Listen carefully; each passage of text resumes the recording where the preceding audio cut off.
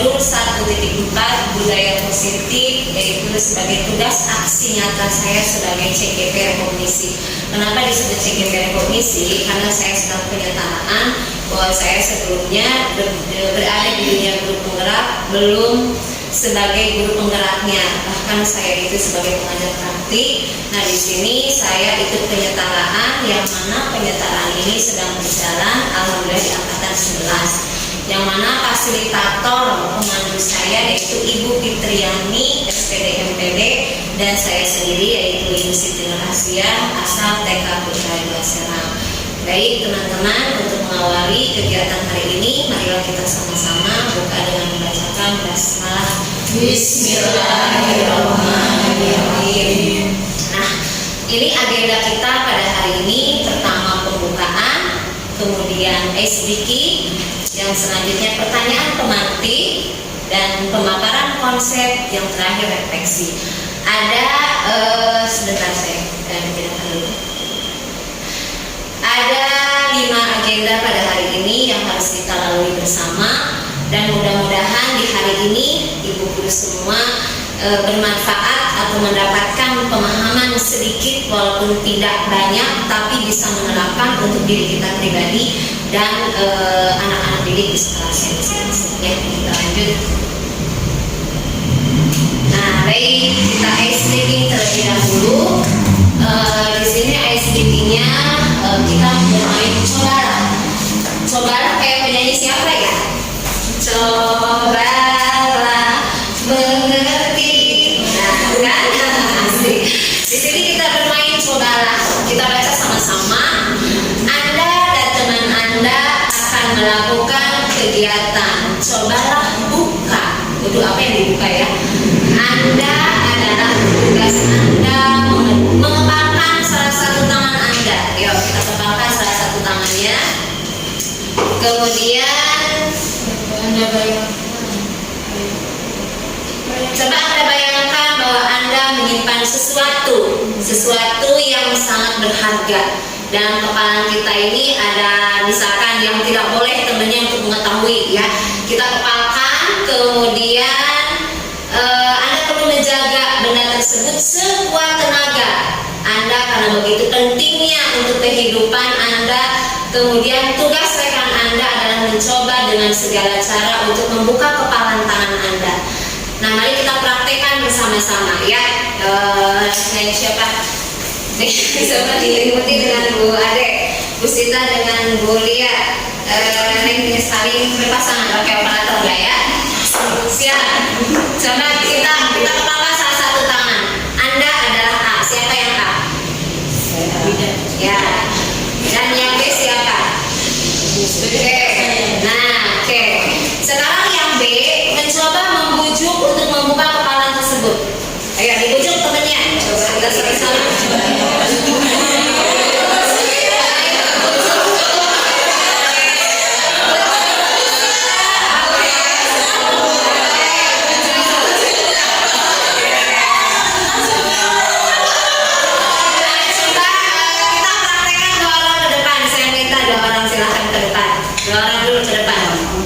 Silakan. Bu Sapa sama Bu Ida. Siapa yang A dan siapa yang B? Yang A mengepalkan tangan, yang B mencoba membujuk, merayu, menghardik, mengintimidasi, kemudian memarahi agar itu bisa dibuka kepala tersebut. Siapa yang B? Iya, coba membujuk Bu Ida untuk main Bu Ida. Bukan Bu.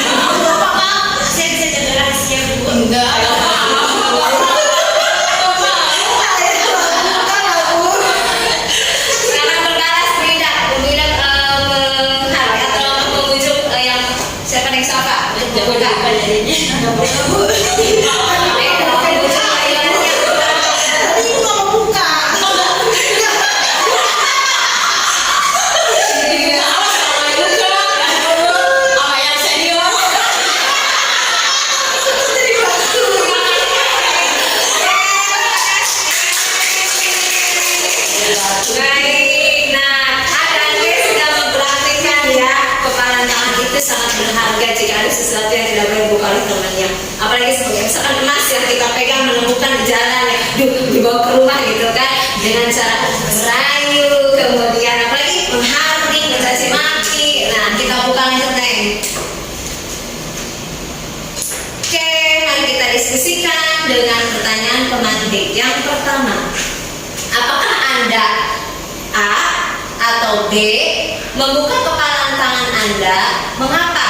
Apa alasan Anda atau B membuka kepalan tangan Anda? Siapa yang menjawab yang pertama? Tidak membuka. Kenapa? Karena saya merasa ini rahasia saya, tidak boleh yang si B tahu. Oke. Terus apa gimana? Pertanyaan pertama.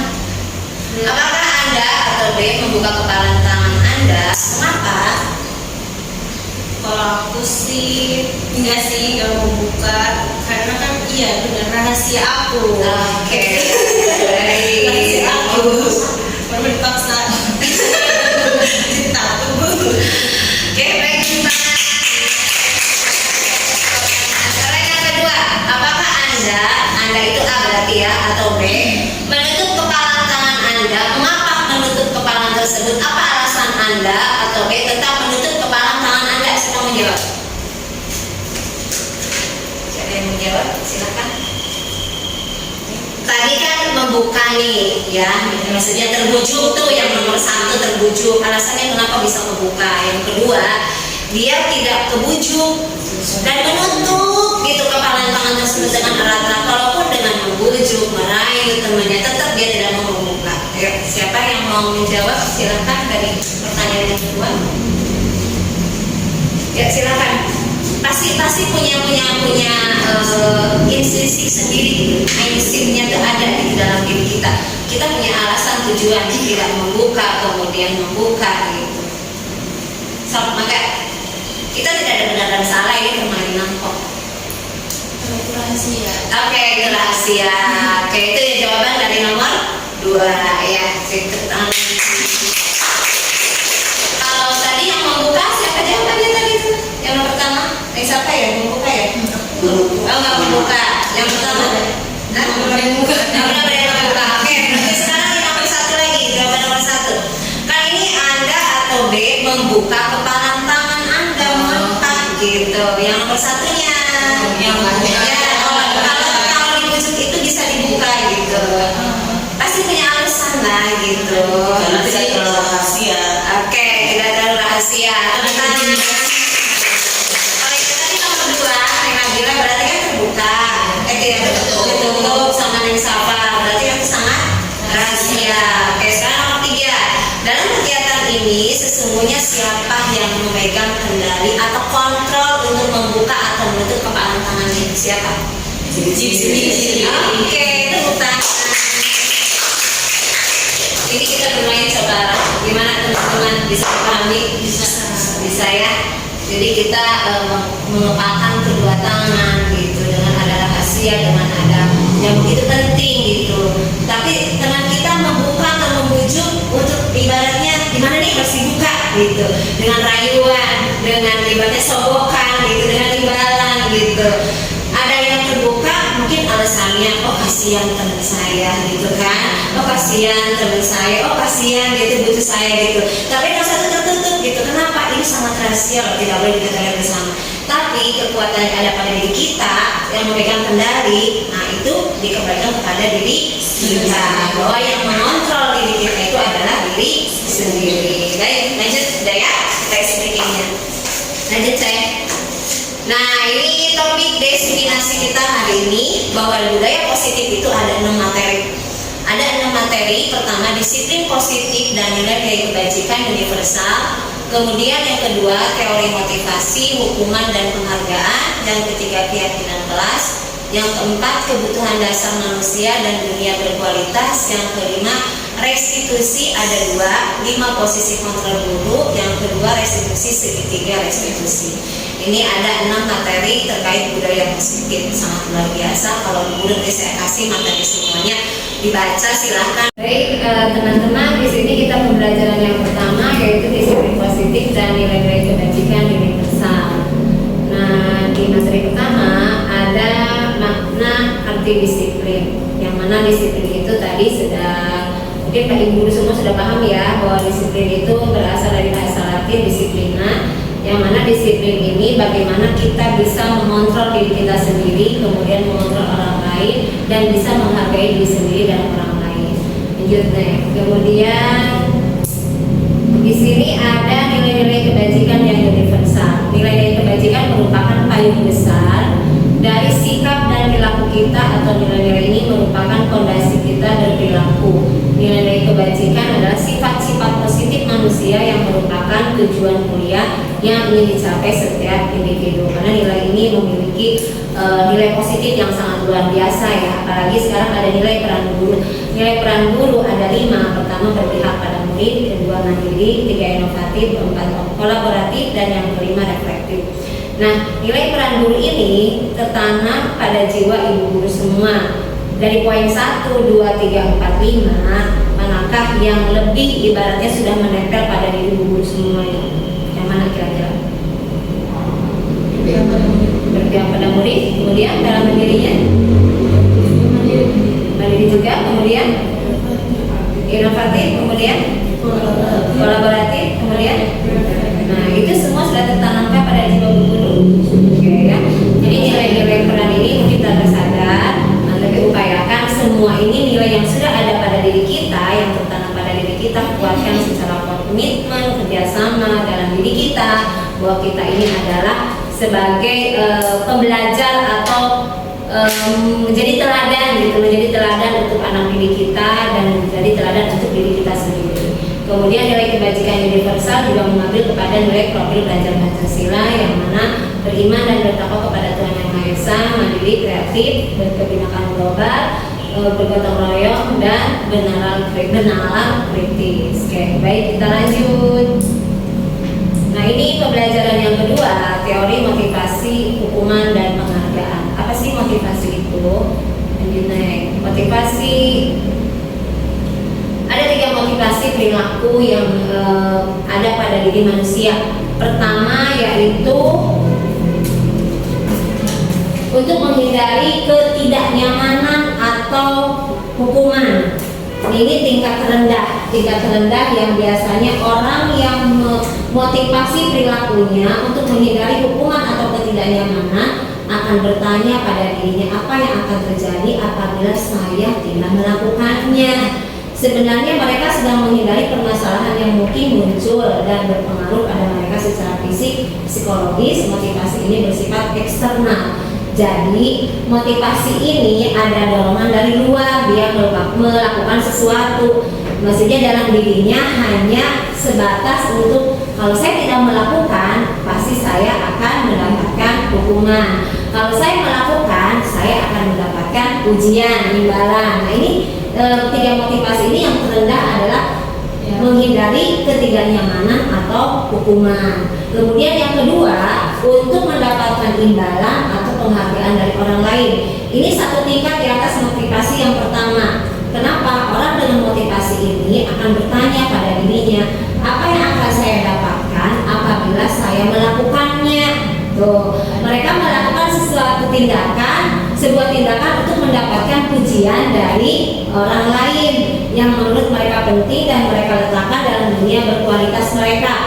Mereka juga melakukan sesuatu untuk mendapatkan hadiah, pengakuan, atau imbalan. Nah, motivasi ini juga masih bersifat eksternal karena dorongan pujian, dorongan hadiah, dorongan imbalan. Jadi ini yang terendah. Jadi di atasnya. Nah, yang satu lagi, untuk menjadi orang yang mereka inginkan dan menghargai diri sendiri dengan dengan nilai-nilai yang mereka percaya. Nah, ini menghargai diri sendiri. Orang yang ini, orang dengan motivasi ini akan bertanya, akan menjadi orang yang seperti apa apabila saya melakukannya. Nah, mereka melakukan sesuatu karena nilai-nilai yang mereka yakini, bukan karena dari eksternal tadi, dorongan orang lain dan harga sesuatu karena nilai-nilai yang mereka yakini dan hargai, dan mereka melakukannya karena mereka ingin menjadi orang yang melakukan nilai-nilai yang mereka yakini tersebut. Ini adalah motivasi yang akan membuat seseorang memiliki disiplin positif karena motivasi yang berlakunya bersifat internal bukan eksternal. Jadi kita milih 1, 2 atau 3. Pilihnya yang mana motivasi untuk kita? Yang 1, 2 atau 3? Yang harusnya sih yang 3. Yang 3. Nah, berarti apa? Motivasi bersifat internal dalam diri sendiri, yaitu meyakini adanya nilai-nilai yang dihargai pada diri sendiri. Kalau 1, 2 ini masih bersifat eksternal karena dorongan aja. Nah, saya datang jam 7 ke sekolah karena ngejar absen dari PMS. Nah, itu kan berarti mendapatkan imbalan absen ya. Saya datang ke sekolah kata Neng Nabila paling pagi supaya apa? Saya mendapatkan ribu dan positif. Nah, itu kan mengharapkan imbalan ya, ujian gitu. Kalau motivasi dari diri kita udah punya konsisten, saya itu punya tanggung jawab harus datang pagi, itu timbulnya dalam diri sendiri, bukan mengharapkan pujian dan imbalan. Jadi 1, 2, 3 manakah yang kita pilih? 3. Oke, lanjut Neng. Kemudian di sini hukuman dan penghargaan.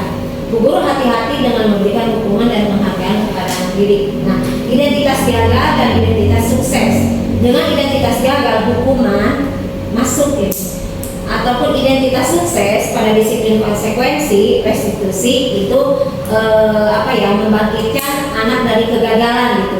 Jadi kalau hukuman ini dilakukan pasif agresif meningkat karena hukuman itu bisa dari visual maupun secara fisik dan hukuman itu lebih menyakitkan.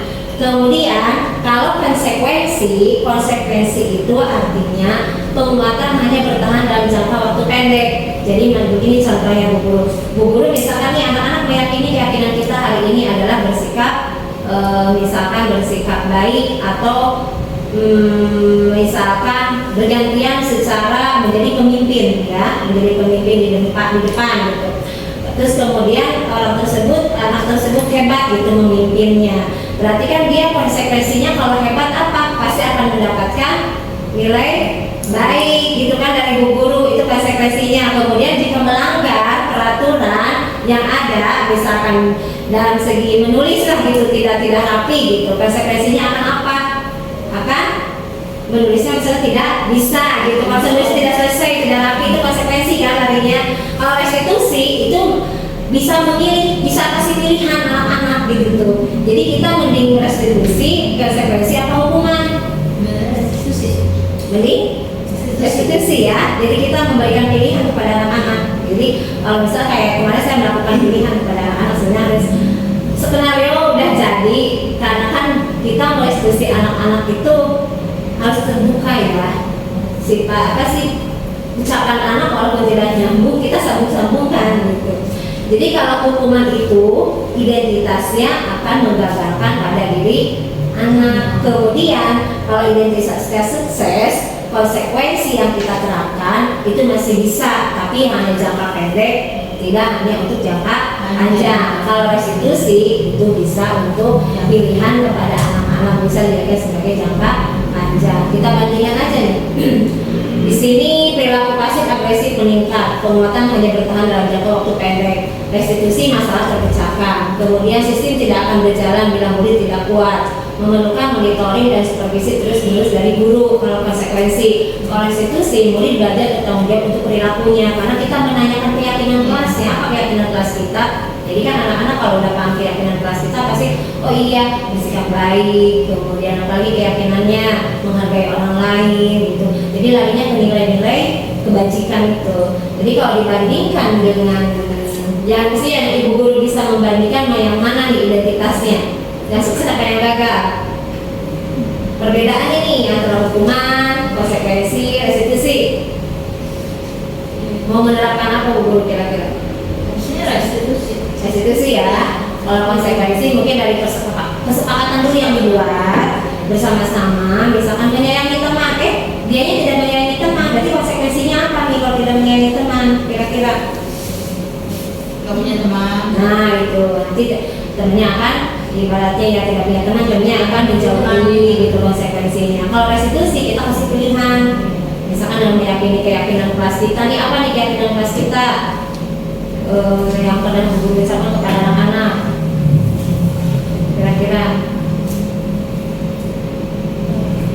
Perhatikan anak institusi menghargai, misalkan menghargai orang lain ya. Tidak dia tidak menghargai orang lain. Nah, kasih pilihan kepada anak-anak. Kira-kira cara menghargai orang itu seperti apa gitu. Kalau kemarin kan si Alpa naik ke punggung ya. Kalau kita kan nggak sopan ke guru, naik ke atas punggung. Ternyata menurut dia adalah sayang sama guru gitu. Itu pernah prinsip dia. Kalau kita kan ibaratnya nggak sopan kan, naik ke atas punggung guru, kasih pilihan anak-anaknya. Mau seperti apa cara menghargai gurunya, mau seperti apa cara menyayangi gurunya. Anakku sayang guru, naik ini kayak gitu ya, naik ke atas punggung kayak gitu. Itu satu pilihan, jadi memberikan pilihan kepada anak didik kita supaya dia bisa memecahkan masalah yang ada. Jadi kalau lebih bagusnya ada restitusi, kalau konsekuensi hanya bersifat jangka pendek. Lanjut deh. Nah ini hukuman dan penghargaan, ada peraturan negatif, peraturan netral dan bedanya dan dan positif ya. Kalau negatif, awas kalau dilakukan lagi ya, nanti awas kamu, bahasanya kan negatif.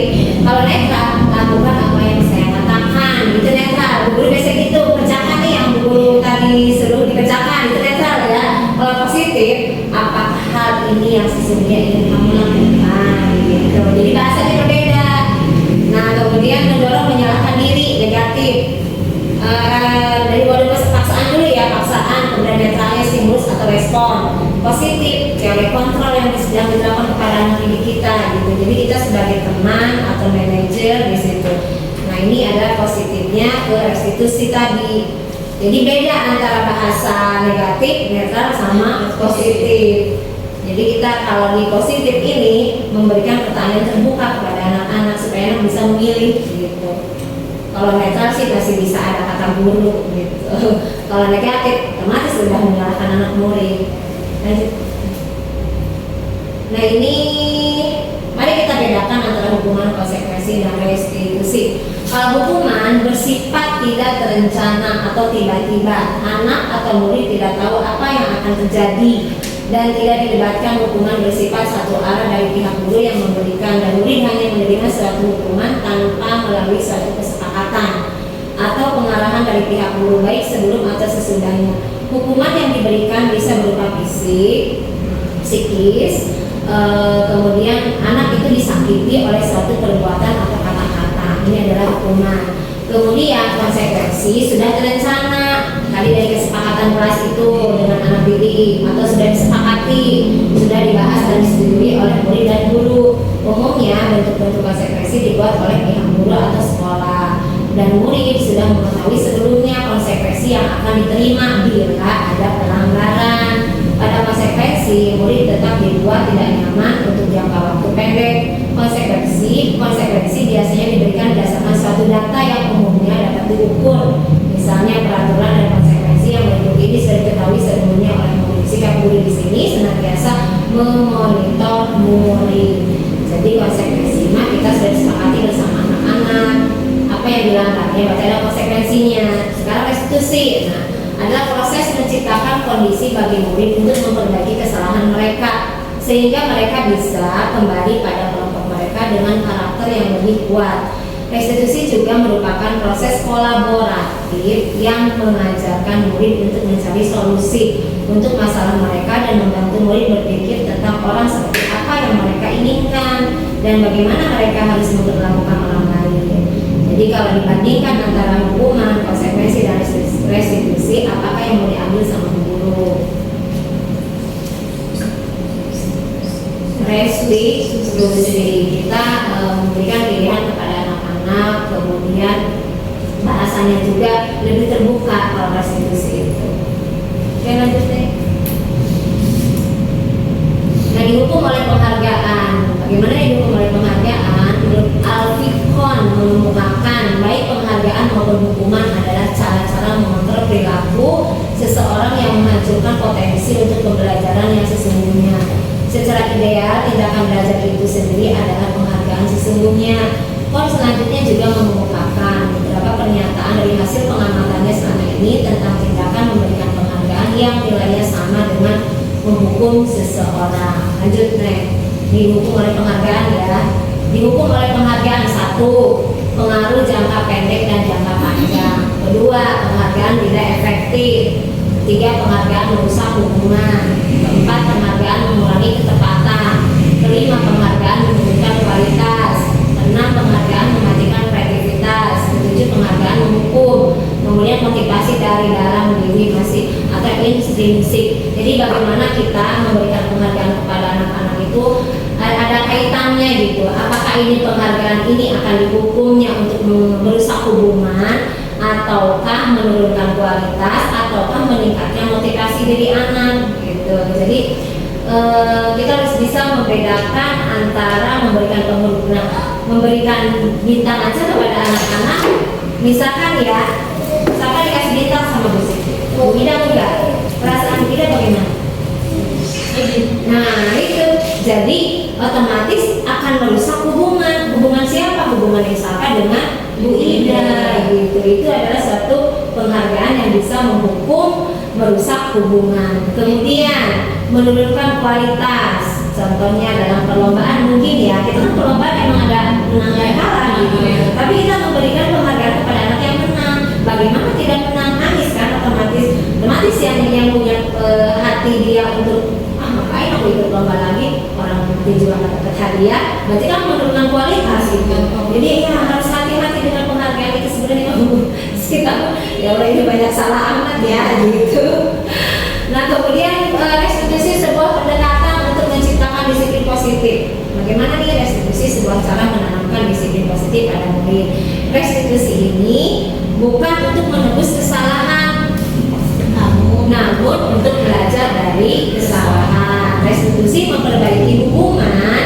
Kemudian restitusi ada tawaran tadi, pilihan bukan paksaan. Restitusi menuntun untuk melihat ke dalam diri. Restitusi mencari kebutuhan dasar yang mendasari tindakan. Kemudian restitusi diri ada cara yang paling baik. Restitusi fokus pada karakter bukan tindakan. Restitusi menguatkan, fokus pada solusi, dan mengembalikan murid yang berbuat salah pada kelompoknya. Jadi anak itu kalau di restitusi dia merasa pernah sih yang ibu lakukan seperti itu gitu. Tapi bagaimana nih kesepakatan kita di kelas dan keyakinan kelas kita kalau apa yang dilakukan itu ibaratnya tidak sesuai dengan keyakinan kelas gitu. Jadi Bu Guru ini memilih restitusi, hukuman atau penghargaan? Restitusi ya. Nah restitusi ciri-ciri yang paling baik seperti apa? Dalam restitusi diri murid belajar untuk mengubah kebiasaan dari kecenderungan untuk mengomentari orang lain menjadi mengomentari diri sendiri. Nah, menurut William menyatakan orang yang bahagia akan mengevaluasi diri sendiri, orang yang tidak bahagia akan mengevaluasi orang lain. Jadi sebelum kita mengevaluasi di orang lain, evaluasi diri dulu sendiri. Kita itu adalah restitusi yang paling baik. Jadi sebelum kita mengomentari orang lain, harus evaluasi diri kita sendiri. Mudahkah atau sulit untuk menilai diri sendiri? Sulit ya, saya sulit. Lebih mudah. Iya, lebih mudah mengevaluasi orang lain. Nah, kita sekarang mempunyai wawasan seperti ini. Lidah tidak berkurang. Jadi kita ingat restitusi. Oke, lanjut. Pembelajaran yang ketiga, keyakinan kelas. Lanjut ya. Keyakinan kelas ini yaitu mengapa tidak peraturan kelas? Karena keyakinan ya. Meyakini agama Islam, meyakini ada rukun iman kita gitu. Kenapa nggak bukan peraturan gitu? Nah ini jawabannya. Keyakinan yaitu nilai-nilai kebajikan universal. Yang mana nilai kebajikan tadi itu yang diambil dari Profil Belajar Pancasila.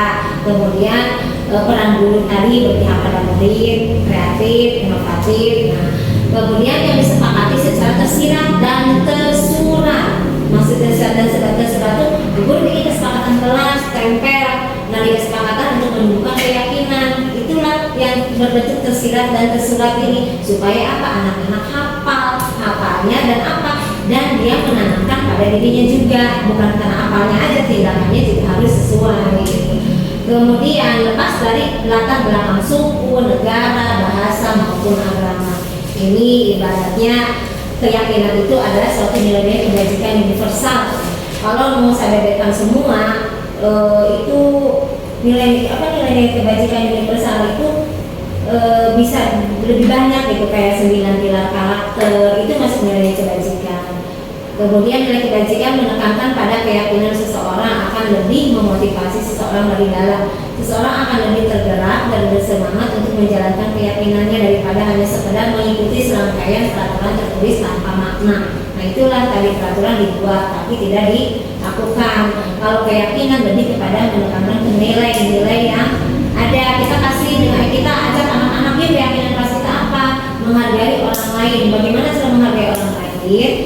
Kalau misalkan menghargai ibu guru, berarti ibu guru sedang berbicara harus itu keyakinan ya. Kemudian keyakinan kelas bersifat lebih abstrak daripada peraturan yang lebih rinci dan konkret. Keyakinan kelas berupa pernyataan-pernyataan universal, kemudian keyakinan kelas senantiasa dibuat dalam bentuk positif. Jadi bukan kalimat negatif ya. Keyakinan kelas sebenarnya tidak terlalu banyak, kemudian mudah diingat dan dipahami oleh semua warga sekolah. Keyakinan kelas sebaiknya sesuatu yang dapat diterapkan di lingkungan tersebut. Kemudian semua warga sekolah hendaknya ikut berkontribusi dalam pembuatan keyakinan kelas lewat kegiatan curah pendapat atau bersedia meninjau kembali keyakinan kelas dari waktu ke waktu. Jadi anak-anak dilibatkan dalam membuat keyakinan kelas dan mudah diingat, kalimatnya jangan panjang-panjang tadi, menghargai orang lain, kemudian sikap yang baik gitu, berbicara yang sopan. Pembelajaran yang keempat, kebutuhan dasar manusia dan dunia berkualitas. Ini ada 5 kebutuhan dasar manusia. Pertama, bertahan hidup. Kedua, yaitu ada rasa kasih sayang dan rasa diterima. Ketiga, ada kebebasan, kesenangan, dan penguasaan. Apakah dari kelima kebutuhan dasar manusia ini sudah terpenuhi oleh dalam diri kita? Kira-kira? Kebutuhan bertahan hidup. Apa sih kebutuhan bertahan hidup? Yang sifatnya fisiologis atau bertahan hidup, misalnya kesehatan, rumah, makan, sandang, papan, pakaian, itu adalah bertahan hidup. Kebutuhan biologis sebagai bagian dari proses reproduksi meliputi kebutuhan akan perasaan aman. Jadi kebutuhan biologis kalau sesama pasangan ya ada rasa aman, nyaman gitu. Guru dengan di sini sama rekan-rekan bagaimana menciptakan rasa aman dan nyaman gitu. Saling menghargai, kemudian apalagi pegang rasa, kemudian kasih sayang dan rasa diterima. Kebutuhan akan hubungan dan koneksi sosial, kebutuhan untuk memberi dan menerima kasih sayang. Nah kebutuhan ini meliputi keinginan untuk terhubung dengan orang lain seperti teman, keluarga, pasangan hidup, teman kerja, kemudian latar kendaraan, kelompok di mana kita bergabung. Nah ini adalah 2 kebutuhan dasar. Selanjutnya penguasaan kebutuhan atau pengakuan atas kemampuan. Nah, kebutuhan ini hubungan dengan kekuatan untuk mencapai sesuatu, menjadi kompeten, menjadi terampil, diakui atas prestasi dan keterampilan kita didengarkan dan memiliki rasa harga diri. Kebutuhan ini meliputi keinginan untuk dianggap berharga, bisa membuat perbedaan, bisa membuat pencapaian, kompeten, diakui atau dihormati. Nah, penguasaan ini biasanya itu akan membangkitkan jiwa pemimpin gitu. Kemudian selanjutnya kebebasan, kebutuhan akan pilihan.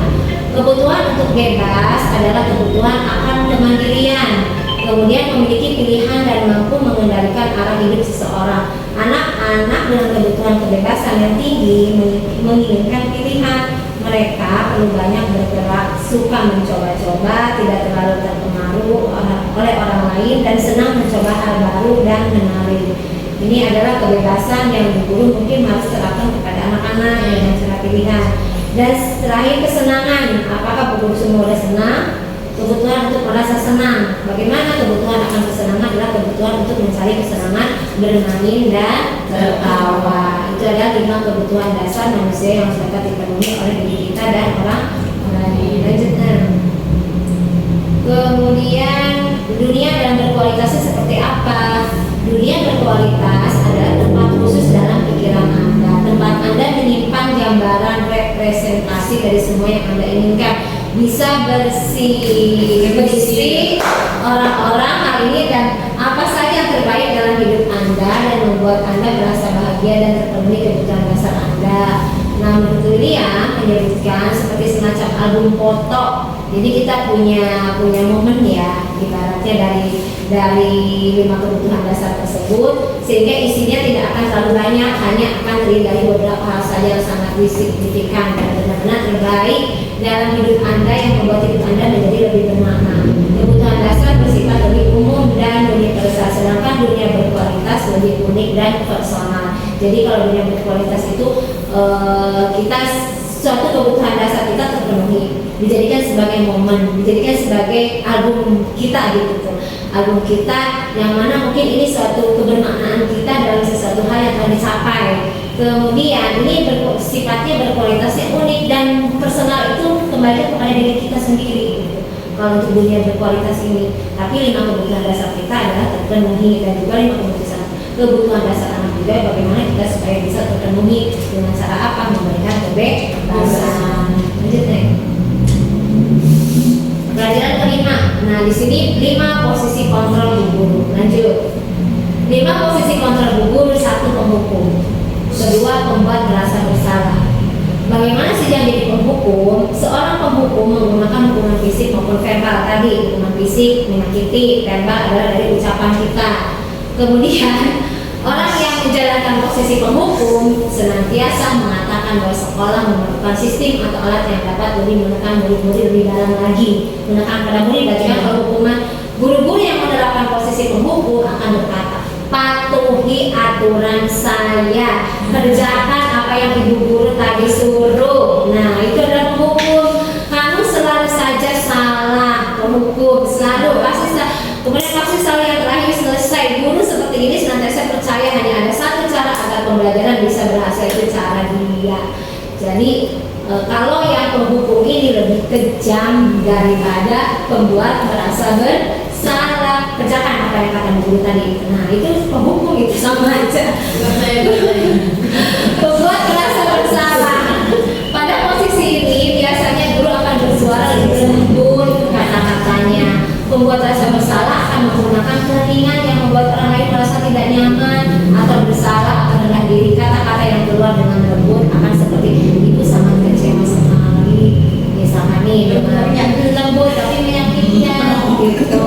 Berapa kali sih ibu harus memberitahukannya? Gimana sih tadi kan udah ngomong gitu kan? So gitu kita ya bahasanya ya. Tadi udah jelasin sih Arya gimana. Nah itu kan pembuat merasa bersalah dengan kata-kata kita. Awas itu. Kerjakan tadi yang guru ke jelasin gitu. Gimana sih Devaro tadi kan guru udah ngejelasin. Itu pembuat merasa bersalah. Kedua, yang ketiganya nih sebagai teman. Awas nih, sebagai teman guru pada posisi ini tidak akan menyakiti murid, namun akan tetap berupaya mengontrol murid melalui persuasi. Maksudnya posisi teman pada guru bisa negatif ataupun positif. Di sini berupa hubungan baik yang terjalin antara guru dan murid. Guru di posisi teman menggunakan hubungan baik dan humor untuk mempengaruhi seseorang. Mereka akan berkata, ayo bantu dong ibu, misalkan, ayo dong bantulah bu guru nyapu misalkan ya, kalau misalnya tidak nyapu nanti Bu Siti marah loh. Nah itu satu teman juga kan. Kemudian nanti ibu bantu bereskan misalkan negatif, ayo ingat tidak bantuin bapak selama ini, ya sudah kali ini tidak apa-apa, nanti ibu bantu bereskan. Negatif dari posisi teman adalah bila suatu saat guru tersebut tidak membantu, maka murid akan kecewa dan berkata, saya pikir ibu teman saya, katanya gitu.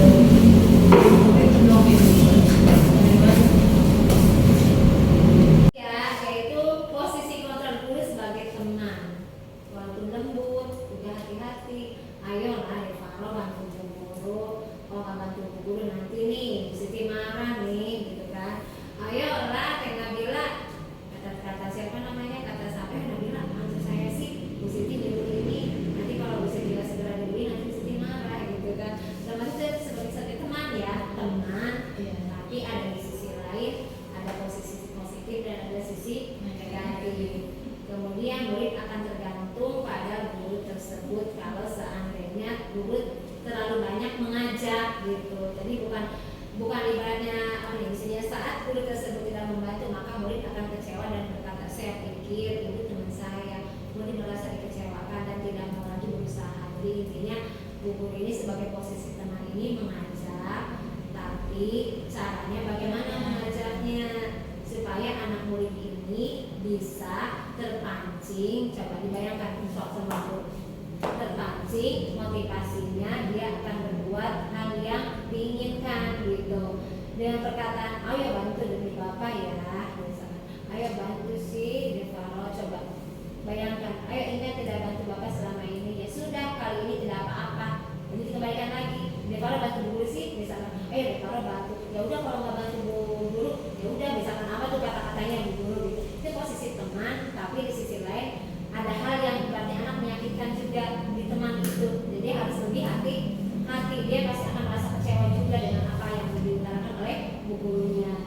Lanjut posisi yang keempat, pemantau.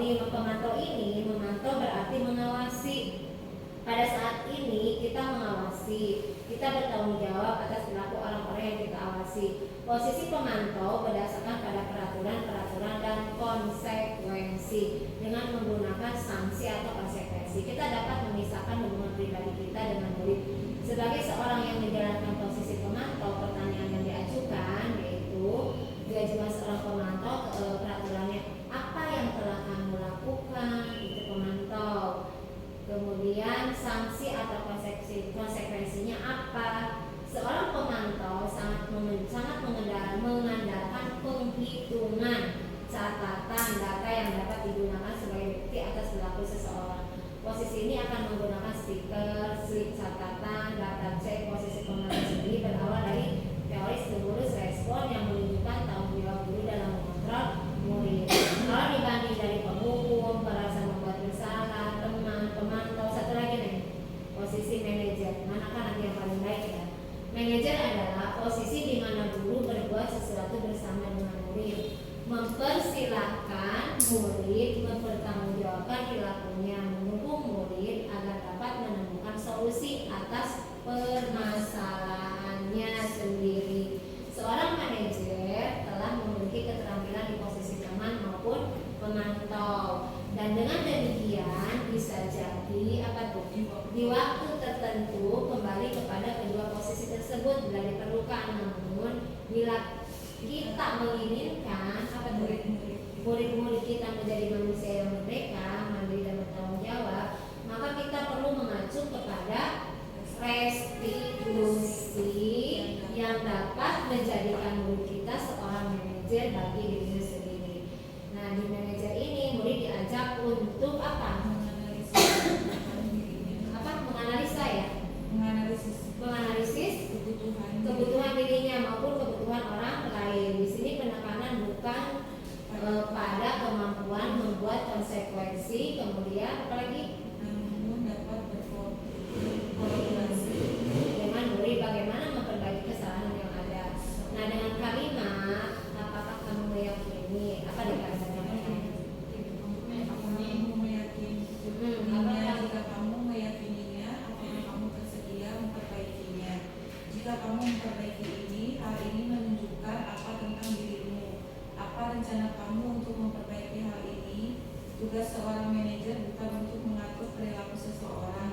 Kita membimbing murid untuk dapat mengatur dirinya. Seorang manajer bukannya memisahkan murid dari kelompoknya, tapi mengembalikan murid tersebut ke kelompoknya dengan lebih baik dan kuat.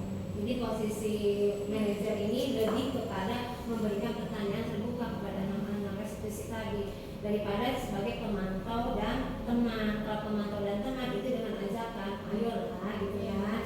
Jadi kalau yang lebih baiknya adalah posisi apa? Manajer memberikan pertanyaan terbuka, kemudian kita menggali lagi dan permasalahannya juga solusinya ada pada diri anak juga gitu. Jadi ibaratnya kita memberikan pertanyaan terbuka kepada pemilih tadi itu. Apa yang akan melakukan hari ini gitu. Tadi yang nggak tahu kamu itu untuk apa gitu kan. Itu sebagai posisi kita sebagai manajer. Kalau teman tadi, ayolah kamu Faro kerjakan, kalau nggak dikerjakan nanti ibu dimarahin mama kan gitu kan. Iya ya, bisa ya bedakan ya posisi kontrol. Jadi dari kelima itu mana yang mau diambil sama bu guru kira-kira? Ya, oke. Jadi memberikan pertanyaan terbuka, jangan sampai kita memberikan solusi, tapi pertanyaan terbuka solusinya juga dari anak tersebut. Lanjutnya.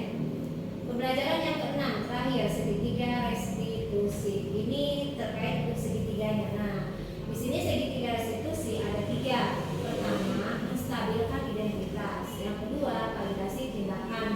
Kemudian menanyakan keyakinan. Di mana anak murid ini mempunyai atau masalah, misalkan dengan temannya berantem. Nah, di sini kita di pertama menstabilkan identitas. Setiap orang pasti pernah melakukan kesalahan. Kata kita kepada anak tersebut, kamu bukan satu-satunya yang pernah melakukan hal ini. Ya contohnya Devaro ribut sama si siapa tuh? Adi misalnya berantem, ya merebutkan misalkan yang merebutkan pensil lah gitu. Si Devaro merebut tuh pensil itu dari si Abi, nangis kan si Abi. Akhirnya si Devaro direstitusi sama kita. Jangan langsung menyalahkan si Devaro. Kita stabilkan dulu identitas dia supaya dia itu menjadi orang yang sukses bukan gagal. Nah, setiap orang pasti pernah melakukan kesalahan ya Pak Aro, gitu kan. Jangan langsung Devaro dia sama aku ya. Kita ini dulu restitusi dulu gitu. Mungkin dia menyakiti si Abi, ngambil restitusi Abi itu ada hal yang menjaga di si Devaro tersebut gitu. Terus kamu bukan satu-satunya yang pernah melakukan hal ini Devaro gitu. Jadi menstabilkan identitasnya dulu. Jangan sampai Devaro udah langsung minta maaf misalkan. Jadi menyalahkan si Devaro aja kitanya, menyalahkan aja tidak tahu apa-apa dulu nih dengan dia merebutnya itu. Kemudian yang kedua, validasi tindakan yang salah atau validasi kebutuhannya dulu tuh. Kebutuhan si Devaro tuh apa? Membuat si Abi nangis. Nah, ada alasannya, kamu tentu punya alasan mengapa melakukan hal itu Devaro, gitu kan? Kalimat kita nih kepada anak, adakah cara yang lebih efektif untuk mendapatkan apa yang kamu butuhkan? Kan misalkan Abi minjem ya, cara efektif. Kita tidak memberikan kepada anak cara begini, enggak. Tanya dulu ke si Abinya itu. Jadi itu namanya validasi tindakan yang salah. Berarti kebutuhan si Devaro itu mengambil presi dari si Abi, mungkin dia punya kebutuhan yang belum terpenuhinya gitu. Kemudian yang ketiga, tanyakan keyakinan kelasnya kepada si Devaro itu. Nilai-nilai apa yang telah disepakati oleh kita tadi Devaro. Kemudian kamu ini ingin menjadi orang seperti apa gitu. Jadi kita tanya solusinya dari apa, permasalahannya dari anak, solusinya dari anak. Stabilkan identitas, validasi tindakan yang salah, kemudian menanyakan keyakinan. Keyakinan itu ujung-ujungnya adalah nilai-nilai kebaikan. Ini teori, tapi kalau prakteknya belum tentu. Coba kita untuk mencoba memberikan pertanyaan terbuka kepada anak-anak tadi. Restitusi. Apa yang kamu lakukan Devaro? Kan sehingga Abi nangis gitu. Pasti si Devaro ngomong, aku guru gak ada pensilnya di tempat pensil, jadi aku ngambil punya si Abi. Terus nanti kamu tentu punya alasan kan? Itu alasannya kan si Abi udah menyebutkan melakukan hal itu karena emang tidak ada kotak pensil. Nah, untuk memvalidasi tindakan yang salahnya itu, tanyakan kembali alasan yang kuatnya. Jangan sampai ibaratnya emang salah guru kan, nggak ada di kotak pensilnya gitu, punya si Abi ya. Salah guru juga sebetulnya, tidak teliti dulu sebelum memberikan tempat pensil gitu. Baru terus setelah itu di coaching ya, namanya di coaching si Abi sama si Devaro sama bu guru. Tanyakan apa sih nilai keyakinan kita yang tadi Abi lakukan itu. Misalkan, oh iya aku menyakiti Abi dulu, aku tidak menghargai gitu kan. Jadi keyakinan kita apa, menghargai ya bu guru ya itu sebagai segitiga restitusi. Jadi kita memberikan pertanyaan terbuka, bukan memberikan pertanyaan yang mengandung solusi, tapi membuka diri dulu anak, stabilkan dulu identitasnya, validasi dulu tindakan yang salahnya, kemudian tanyakan keyakinannya. Ini adalah segitiga restitusi. Itu budaya positif dulu. Lanjut Nah ini yang tadi saya jelaskan tadi, kalimatnya juga ada. Stabilkan identitas, kalimat kecakapannya. Berbuat salah itu tidak apa-apa. Itu kalimatnya ya. Tidak ada manusia yang sempurna. Itu kepada anak-anak itu. Saya juga pernah melakukan kesalahan itu. Ibu juga pernah melakukan hal itu. Kita bisa menyelesaikan hal ini. Ibu tidak tertarik mencari ini. Ini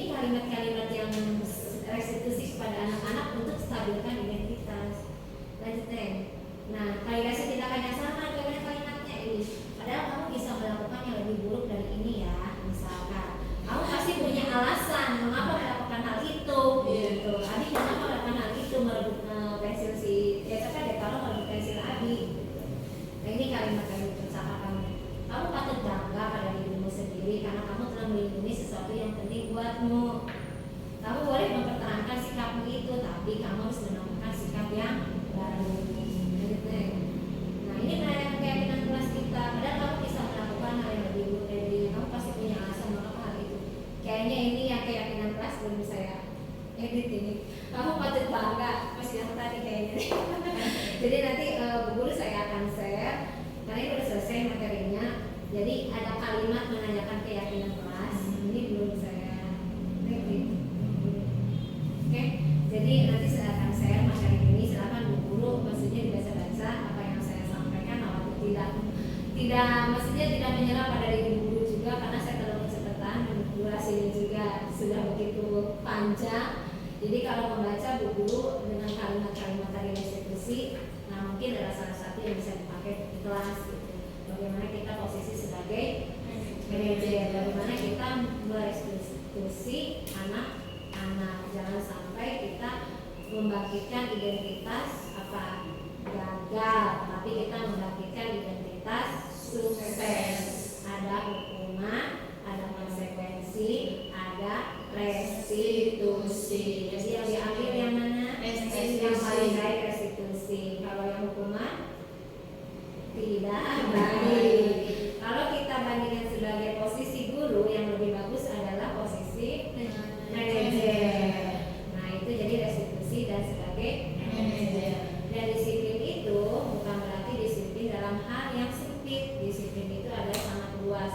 Disiplin untuk menghargai diri sendiri dan disiplin untuk menghargai orang lain. 3 motivasi itu, yang pertama adalah motivasi yang mana? Yang diambil sama Bu Guru, yang terendah, yang di atasnya apa yang paling tinggi? Yang paling tinggi apa? Menghargai diri sendiri untuk meyakini nilai-nilai kebaikan. Dan nilai peran guru itu ada berapa tadi yang Bu Guru saya jelaskan? Berpihak pada murid, kemudian mandiri, inovatif, kolaboratif, sama refleksif. Nah itu upayakan reflektif, lakukanlah dengan anak-anak ya. Terus kemudian kita tidak mengomentari orang lain, jadi otomatis harus introspeksi diri terlebih dahulu sebelum mengomentari orang lain. Evaluasi diri dulu sebelum mengevaluasi orang lain. Sulit untuk mengevaluasi diri sendiri, tidak mudah ya, itu butuh proses serta butuh ibaratnya kita bercermin di kaca gitu. Iya ya, saya ngomong itu tadi, apakah saya pernah melakukan hal itu gitu. Jadi harus banyak introspeksi diri. Jadilah kita teladan yang baik untuk diri sendiri dan orang lain, jangan mengharapkan imbalan dan